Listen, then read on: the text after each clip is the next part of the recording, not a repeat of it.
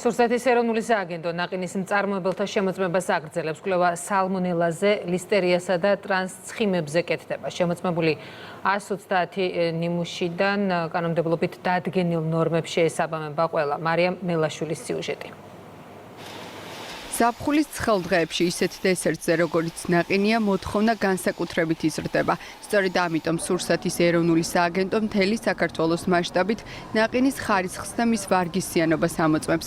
ობიექტებიდან აღებული ნაყინის ნიმუშები აკრედიტირებულ ლაბორატორიებში იგზავნება და კვლევა სალმონელაზე, ლისტერიასა და ტრანსცხიმებზე კეთდება.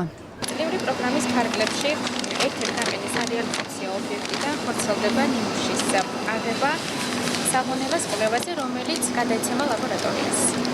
სურსათის ეროვნული სააგენტოს წარმომადგენლები ნაყინის საწარმოებსა და საცალო სავაჭრო ობიექტებში არსებულ სანიტარიულ ჰიგიენურ ნორმებს, პროდუქციის განთავსებისა და რეალიზაციის პირობებს ამოწმებენ. ინსპექტორები განსაკუთრებულ ყურადღებას პროდუქტების ვადებზე, ეტიკეტებსა და მაცივრის ტემპერატურაზე ამახვილებენ. სახელმწიფო კონტროლის განხორციელებისას სხვადასხვა ობიექტში ვლინდება სხვადასხვა სახის დარღვევები. ჩვენი მხრიდან ხდება მაქსიმალურად მყისიერი რეაგირება, რომ ეს ყოველგვარი საფრთხე იყოს აღმოფხრილი. რაზედაც ვამახვილებთ ყურადღებას, ეს არის ზოგადი სანიტარული ჰიგიენური ნორმები, სურსათის შენახვის ვადები, პირობები, არის თუ არა ტემპერატურული რეჟიმი დაცული. სურსათის სააგენტოს ინფორმაციით პროგრამულ მაჩვენებლებზე აკრედიტირებულ ლაბორატორიაში უკვე გამოკვლეულია ნაყინის 130 ნიმუში. ამ დრომდე შემოწმებული ნაყინის ყველა სახეობა კანონმდებლობით დადგენილ ნორმებს შეესაბამება.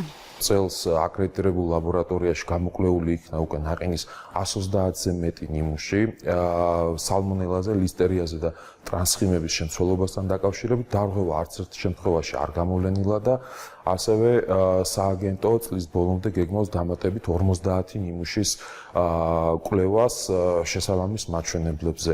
სურსათის ეროვნული სააგენტო მომხმარებლების ინტერესებიდან გამომდინარე ობიექტებზე გეგმიურ შემოწმებებს მომავალშიც გააგრძელებს.